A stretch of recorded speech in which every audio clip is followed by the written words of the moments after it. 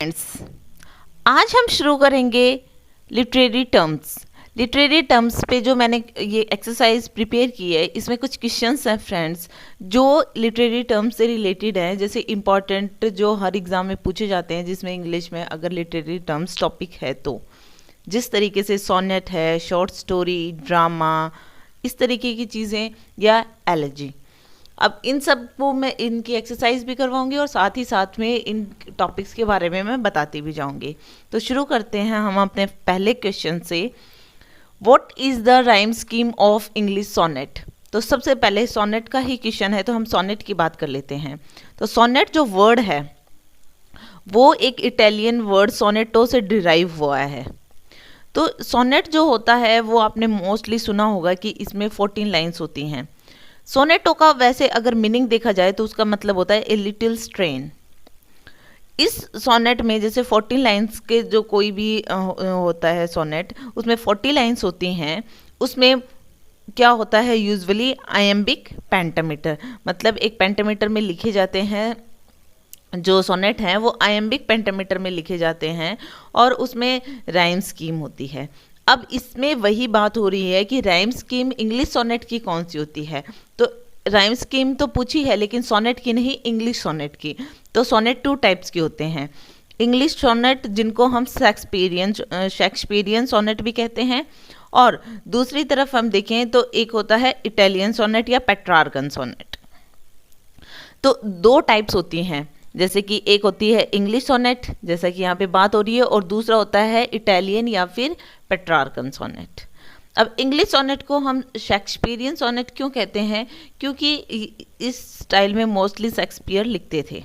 दूसरा, अगर हम इटालियन की बात करें, पेट्रार्कन मतलब इटालियन या पेट्रार्कन, इटालियन और पेट्रार्कन सोनेट की बात करें तो उसमें भी 14 लाइन्स ही होती हैं। लेकिन इन दोनों में डिफरेंस क्या है?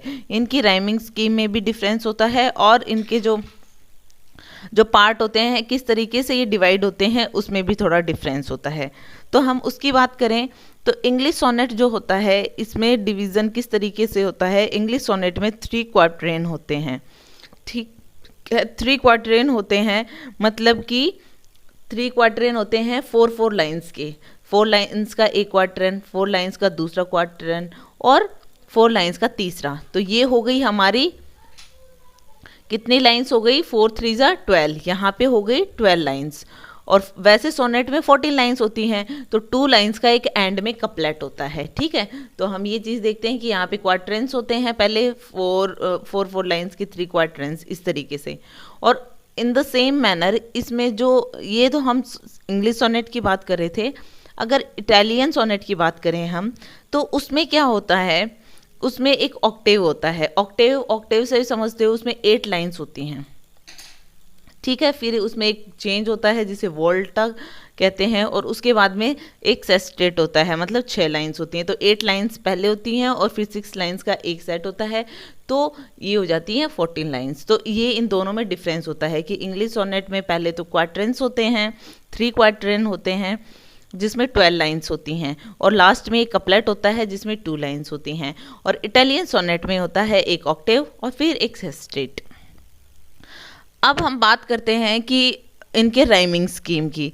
तो जो राइमिंग स्कीम होती है इंग्लिश सोनेट की पूछी गई है इसमें, तो इंग्लिश सोनेट की राइम स्कीम की बात करें तो वो होती है, सेकंड ऑप्शन हमारा करेक्ट है, A B C D E F G। और आपको शायद, अगर आप इंग्लिश के स्टूडेंट हैं, तो ये राइमिंग स्कीम किस तरीके से होती है वो आपको पता होंगी शायद। जिस तरीके से twinkle twinkle little star, how I wonder what you are, star and are दोनों में ही एंड में जो राइमिंग स्कीम है ए है।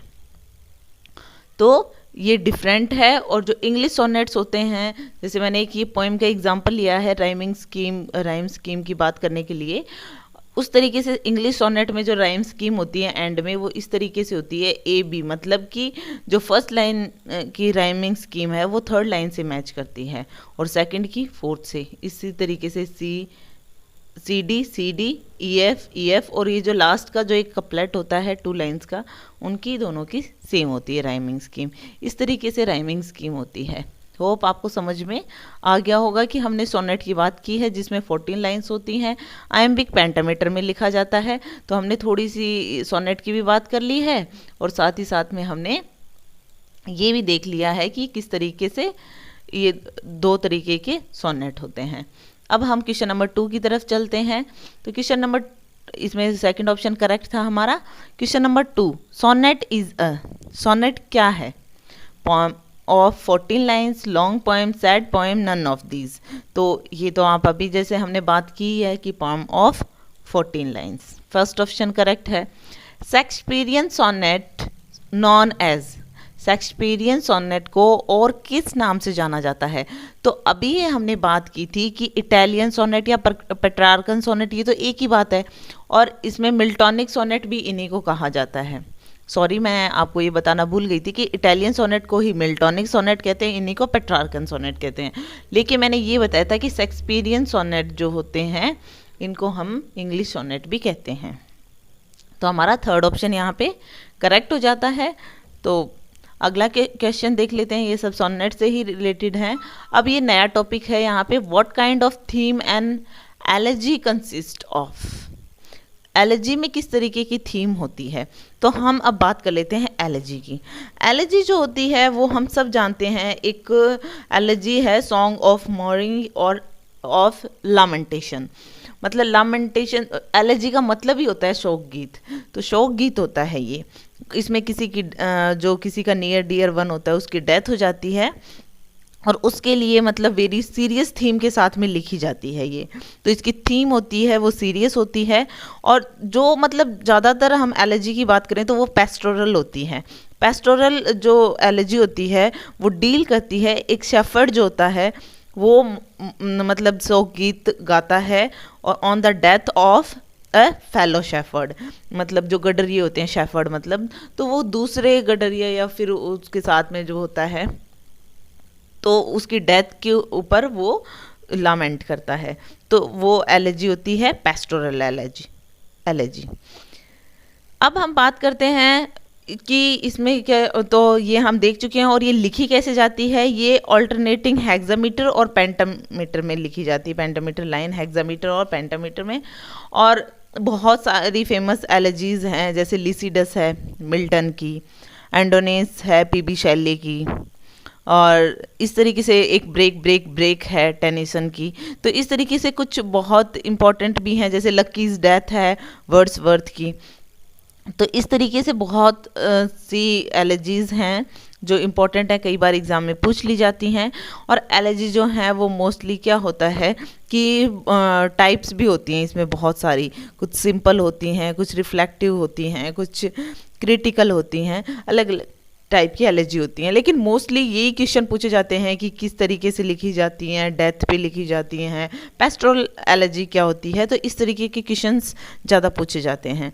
तो हम अगर अपने क्वेश्चन की बात करें यहाँ पर, तो हमारा ये क्वेश्चन नंबर जो 4 है, ये अभी मैंने बताया था कि ये consist of serious theme, Solomon, tedious theme या नन ऑफ दिस। तो ये सीरियस थीम पे लिखी जाती हैं। सोनेट इज रिटन इन, तो सोनेट की जब हम बात की थी तब मैंने बताया था आपको कि हमने बात की थी यहाँ पे कि लॉन्ग मीटर में लिखा जाता है, पेंटामीटर में या अल्टरनेटिंग हेक्सामीटर में। तो ये सब तो अल्टरनेटिव हेक्सामीटर, और ये तो एलर्जी की बात हो रही है यहाँ पे। तो आयम्बिक पेंटामीटर में लिखी जाते हैं सोनेट जो होते हैं। तो ये हमारा 4th ऑप्शन करेक्ट है। अगली बात कर लेते हैं हम, English sonnet has, English sonnet जो होता है जिसको हम शेक्सपियरियन सोनेट भी कहते हैं, तो उसमें कितने किस तरीके का होते हैं? 2 क्वार्टरेंस होते हैं, ओनली 1 क्वार्टरेन होता है, 4 क्वार्टरेंस होते हैं या 3 क्वार्टरेंस होते हैं।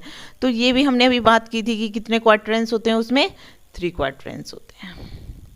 कितने क्वार्टरेंस होते हैं? 3। और अगर हम बात करें 3 क्वार्टरेंस किस तरीके से, कि 4 लाइन्स के होते हैं। 4 लाइन्स का एक क्वार्टरेन, फिर अगेन 4 लाइन्स का एक क्वार्टरेन, फिर अगेन 4 लाइन्स का एक क्वार्टरेन। तो ये हो गए हमारे 12 लाइन्स एंड एक कपलेट होता है। Find out the incorrect statement, इसमें हमें इनकरेक्ट स्टेटमेंट पता करनी है, और ये जो स्टेटमेंट है ये ड्रामा के बारे में है। तो हम बात कर लेते हैं ड्रामा की सबसे पहले। तो ड्रामा में क्या होता है? ड्रामा तो हम सब ने सुना है कि ड्रामा क्या होता है। ड्रामा जो होता है ये मतलब मोस्टली एक्ट करते हैं। एक ग्रीक वर्ड से डिराइव हुआ है जिसका मतलब होता है एक्शन, टू डू या टू एक्ट। तो एक्ट करते हैं इसके अंदर। थिएटर में आपने ड्रामा के बारे में बहुत सुना है, एक्टर्स परफॉर्म करते हैं स्टेज पे और सामने ऑडियंस होते हैं। तो इस तरीके के जो ड्रामा होते हैं, तो ड्रामा जो होते हैं इनमें एक चीज़ जो ध्यान रखने की होती है कि ड्रामा जो होते हैं वो कॉमेडी और ट्रेजेडी 2 टाइप्स के होते हैं। तो 2 टाइप्स के किस तरीके से, हमें सबको पता है कि ट्रेजेडी होती है तो वो मतलब दुखांत होते हैं ड्रामा, और कॉमेडी होती है वो सुखांत होते हैं, मतलब लास्ट में कुछ अच्छा होता है। कॉमेडी मतलब हंसी मजाक का इस तरीके से। ट्रेजेडी में कोई भी ट्रेजेडी हो सकती है, कोई रिवेंज ट्रेजेडी हो सकती है, हिस्टोरिकल ट्रेजेडी हो सकती है, हीरोइक ट्रेजेडी हो सकती है। कॉमेडी भी होती है, प्योर कॉमेडी, ट्रेजी कॉमेडी भी होती है, मतलब कुछ ट्रेजेडी होती है लेकिन एट द एंड अच्छा होता है उसमें। Comedy of humours, comedy of manners, sentimental comedy होती है, मॉडर्न प्रॉब्लम प्ले होते हैं, जैसे इस तरीके के। तो बहुत सारे एग्जाम्पल भी हैं, आपने comedy of manners, comedy of humour, इस तरीके के जो हैं एग्जाम्पल देखे होंगे अगर आपने लिटरेचर पढ़ी है तो। जो ड्रामा है ये 2 टाइप्स का होता है, ट्रेजेडी और कॉमेडी में। तो यहाँ पे भी ड्रामा की बात हो रही है कि जो ड्रामा होता है वो सबसे पहले drama is a narrative in prose और वर्स। तो कौन सा स्टेटमेंट है जो इनकरेक्ट है ये बताना है। तो इनकरेक्ट कौन सा है, drama is a narrative in prose और वर्स, बिल्कुल सही है।